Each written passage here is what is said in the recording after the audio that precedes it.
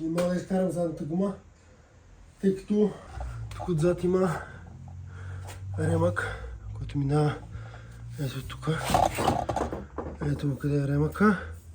И той влиза реално в един канал. И аз не мога да го издърпам настрани. Сега най-вероятно ще трябва да сваля тази част и се опитам по някакъв начин да махна ремъка. Не съм сигурен дали ще успея така, но сега ще видим. Тъй като няма как да ви го покажа по друг начин, какво точно съм направил, е тук с един ключ, ето къде е, и с една отверка. И ето къде тук, от вътрешната страна се вижда как ремъка е излезнал. Еми сега, трябва да го сваля и би трябва всичко да е наред.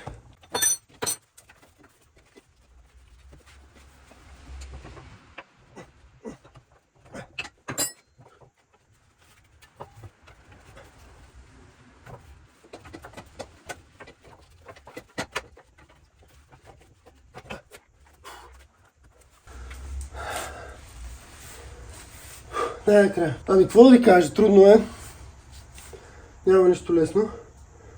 Особено като е нещо толкова старо, което, кой знае, баран или не баран, между другото, само да видите. Харли Дейвидсън, логото.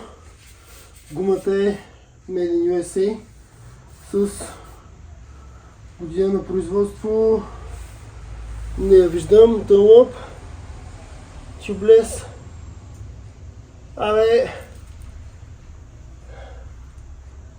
Интересно, сега ще видим коя година.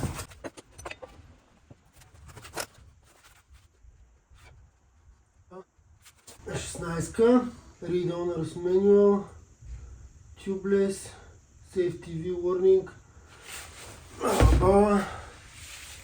Dunlop, Rear Wheel Element Only. Така, Load Range. Max Load 412 кг. Хектопаскала, Албала. Пише ли нещо? Ето я. 30.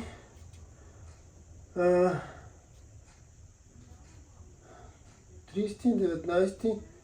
23. Не бе, ето. Дот 4. 31 седмица, 22 година. Ами в интерес на това означава, че тъй като моторът е 2006 година, гумата е 31 седмица, 2022 година, това за мен означава, че моторът е поддържан наистина в доста реномирани сервизи, кой знае, може и в представителството на Харли Дейвидсън. Ще се опитам да разбера дали моторът няма някаква история. Може би ще се свържа с Харли Дейвидсън България, ако изобщо имат достъп до американските записи. Ще е доста интересно. Но това ще е в друг път.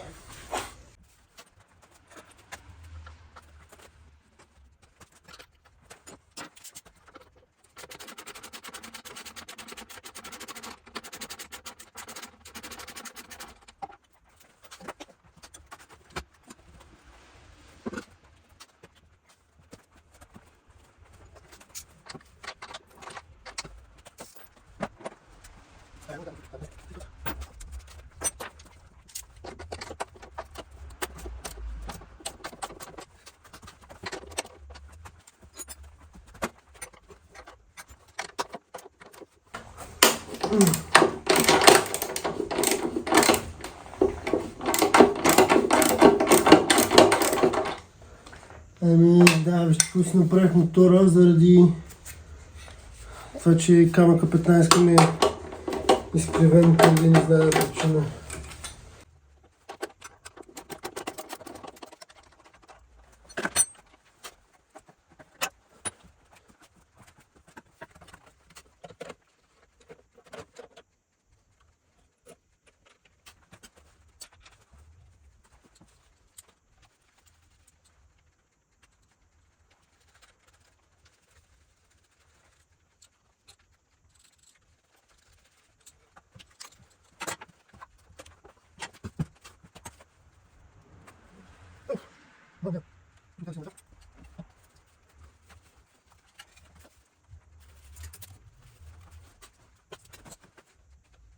сега отдушника на резервоара.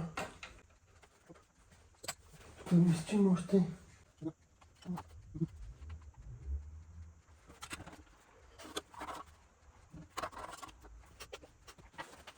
Реално това нещо е връзка между дясната част на резервоара и лявата част на резервоара в най-долната им точка.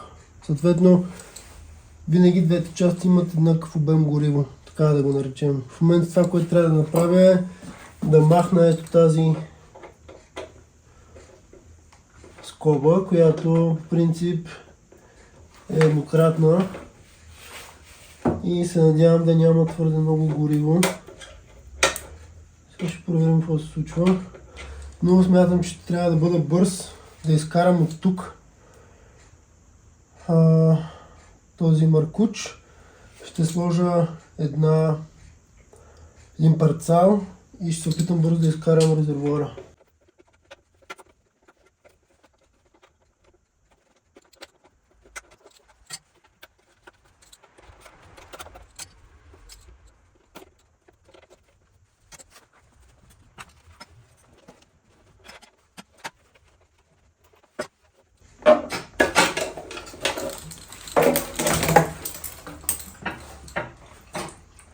Да.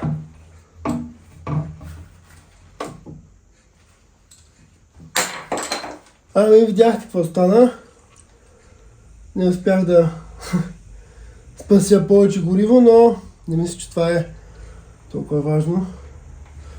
Важното е, че успях да го махна.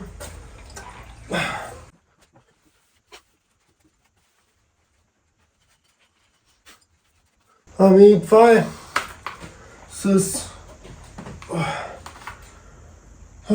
статуса относно разглобяването на харлито. Имам още немалко неща да махна, но едно от основните звена беше премахнато. Следващия път ще видим как ще махна цялата инсталация. Това ще бъде доста тежко според мен също, защото трябва да отбелязвам всяко едно нещо, откъде е излезнало, какво представлява. И отделно от това ще трябва да махна всички паразитни неща, като степенките, които са долу, евентуално ролбара, филтърната кутия. Ще видим. Ще видим как се случат нещата, но за момента е това. Доскоро, благодаря ви, че бяхте с моето невероятно предаване за моите драми, свързани с проектите, любимите мотори. И благодаря ви, че стигнахте до края. Ще ви очаквам в следващия епизод. Абонирайте за канала, гледайте нашите преживявания и не на последно място участвайте в томболите за наградите, които Dream Wheels дава. Там може да си купите различни продукти и с всяка една поръчка може да участвате за спечелването на различни награди от томболите. Разгледайте, прочетете, запознайте условията и действайте. Чао!